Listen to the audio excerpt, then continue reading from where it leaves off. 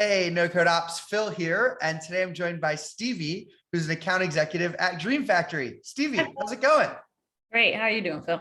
Good, doing well. So, um, would love to learn just a little bit more about DreamFactory directly from you. What kind of inspired it? What does it seek to do today? Would love to just start there. Okay, great. So DreamFactory was actually made by developers for developers, pretty much to get past a lot of the tedious things that come with writing and manually building APIs. Developers all around the world know that that is a very tedious process. And while it's not overly complicated, it just takes too much time away from the actual development that they want to get to. So DreamFactory was made to make developers more efficient and standardized. Amazing, cool. So what I'd love to do from like a no-code operator's perspective, right? Because I know there's like definitely some parts of the platform that are super relevant to the non-technical crowd. Would love to like from that, non-technical perspective, like a non-technical operational user using the product, what would be an aha moment within the product I would have? And feel free to share your screen to walk through it. Great, sure will.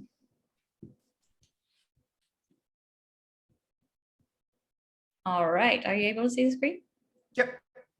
Okay, great. So from a non-technical perspective, which I can give a great deal of, considering before my time at DreamFactory, I was non-technical. And I am still considered very much non-technical compared to my coworkers, but I am able to show you how to generate an API as a non-technical person. So that's something that is incredible. But what a lot of our non-technical management sides have when we're talking to our clients is they want the control of a few no-code things to be able to do within the platform that they don't have to go to their dev team all the time to achieve, and take the time out to contact them, put it on their ever-growing lists of projects and things that they need to get done. So our non-technical aspect or sides of the clients that we're speaking to do have more control when using DreamFactory. So what DreamFactory does is it allows you to instantly generate, secure, and deploy unlimited APIs to unlock your data and seamlessly integrate with your databases and applications. Amazing. So what you're looking at right now is our UI. This is our homepage that has all of our videos, guides. But what we're going to do is go over to the services tab. And this is where you would create unlimited services. Come over to create on the side here. We would select a service type. So database is what we're going to go with today. And DreamFactory connects with all common databases, file storage systems, and third-party APIs. Wow. And I'm assuming is like there are also something like Google Sheets or Airtable or stuff like more spreadsheet style things that you guys can integrate with. An Excel service. Oh, cool. Is the ability to convert Excel to REST. Wow. Okay. Amazing. Yeah, so that's a really nice one. So because DreamFactory is no code, DreamFactory not only reduces the cost of API development process, but it enhances the API development process, and I'll show you how. Great. So we'll come over to SQL Server as our example, and I will point out that this is actually all identical. No matter which one of those database connectors you choose, you'll be doing the exact same thing. So here we're going to give it a namespace. Let's do no code, and namespace is going to stay lowercase in one word because that's going to actually help put together the URL. It's going to be a piece of it. We'll leave it active and press next. And here's where we're going to grab our credentials for our SQL Server database. And this is, and correct me if I'm wrong here, this is grabbing data from your SQL database. Yes, so you would need the credentials to that SQL Server database in order for DreamFactory to actually read the database. Yep. And we'll pull up our password here. All right, so there are other options here like caching or even the maximum number of records returned. But for this example, we're just going to go ahead and press save. Of course. Oh, the gods of the demo world have shined upon us. Right? I literally just did this right before we got here. So let's see what happened. Debugging in the moment. Shouldn't be a problem with the name. Let's go ahead and just change it.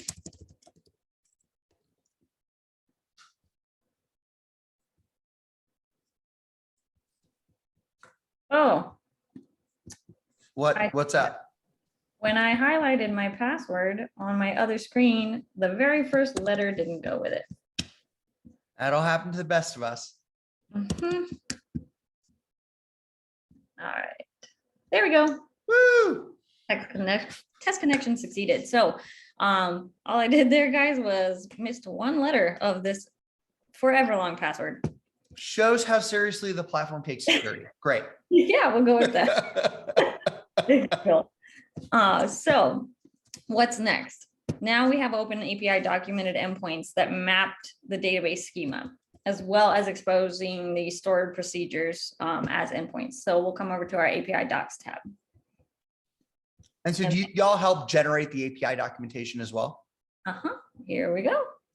There it is, Swagger document. Wow. Yeah, so we have our stored procedures and stored functions here. We'll come down to our CRUD endpoints and come over to retrieve one or more records and try it out. Here's where you can interact with that database. You can filter, limit, offset, order, group. We'll go ahead and set a limit to 5 for fun. Come down and put in our customers table and bring that up. So what we now have is a curl, our request URL, and our 200 code with a response body limited to 5. Amazing. And it's funny, like APIs for me are like at the edge of my no code experience, right? Like I know enough to be dangerous, but not enough to be helpful. If that makes sense. Yeah, we get a lot. Yeah. So what's the difference between something like this and Postman? So Postman would be just testing out APIs, which you can use this URL here to test within Postman or Insomnia. And then you would apply an API key that we're about to also generate with no code. Cool. So DreamFactory, by default, there's no such thing as an open API. So even though we have this URL here, you'll notice that if we attempted to call it, we would get a no API key detected. Amazing. So what we would then do is, again, with no code, create a role and associate an API key. So there's high fidelity security controls through that role-based access control and integration also with all popular authentication providers. Love it. So quickly, we'll come over to roles and create, and we'll do roles and permissioning, my favorite thing to ask about. And we'll leave it active. I love this. Here is where you can not only limit it to that service we just created, but a component of that service. So you can make this person can post, this person can get, et cetera. Right. Et cetera. Yeah. So we could, any of these services here, again, you could pick more than one as well. You don't have to limit to that, just that one service. So let's see, DB. Then you can also limit or leave it at all. You can select all or none. Sorry, access is what I was thinking. Components like the part of the database you want to give them access to. So I can see this being powerful for like, hey, my developer who runs this for our company, like DreamFactory for our company, hooked up the entire SQL database, but only wants to give access to this part of it. And only with, only this component of it, like these columns, and only as this you only have this access to it. So you can pull this into whatever you want, but you can't push data back into it or whatever. Or if you're to push data back in, it's like a field that we're okay with you doing it too. Yeah, so you can limit it to where they can't update or delete. We can only read, or you can leave it all or none. So yeah, you can also this area. Sorry to interrupt. We can even add field level. So if management wanted to go in and say customer ID equals and that value, they could actually add, change, restrict differently within this roles tab by themselves without having to go back to the dev team. Love it.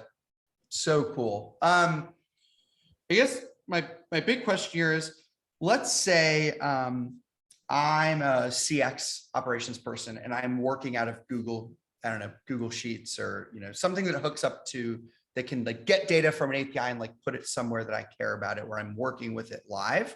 So I guess either me or my dev or together, we can work on this, set up some rules, and I can live get all the information that I need right into that space. You are correct. Love it. Amazing.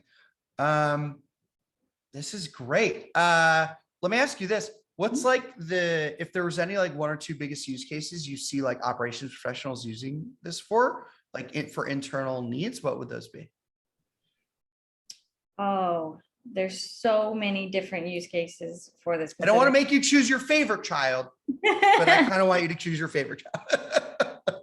Well, I would say the biggest use case would actually be what we're doing right now, and that would be to generate an API to connect to SQL Server there's so many unlimited reasons why companies would want to generate APIs to do so. But I would say SQL Server is the most often used database, followed by MySQL and Oracle. But the reasons for connecting to these databases could be completely unlimited. Like, let's say you want to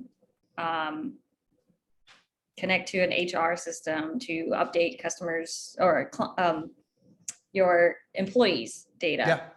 Yeah. So really there's unlimited. Oh man, you know how I've like done that in the past, like because of just like the clunkiness of like certain HR systems, like have to like get a CSV pulled if every X amount of time and like post it like to some, it was like SMTP. Am I saying that right? Yeah. Like, yeah, like post it there, like so clunky, but this would obviously be way better. Amazing. How can people get in touch with DreamFactory if they want to learn more? So very easy. There's obviously dreamfactory.com where you can actually start a hosted trial where you can self-service and even start with this exact UI here. I'm on a hosted instance right now for quick, rapid testing to be able to just pull up and play around with the UI. Within there, there's also chat. You can absolutely email into info@dreamfactory.com or sales@dreamfactory.com, where we'll get you on a call with an engineer to go through your actual specific use cases and explain how to become more efficient. So just hearing the term hosted there, do you guys also do on-prem for folks who need it? We offer for commercial versions only on premise. The hosted version is actually only for rapid testing. That's super cool. Great to know. Yeah. Amazing. Well, this is incredible. I super appreciate making the time, and thanks for making dreams. I had to do it. I had to do it. Thanks. Bye. Bye.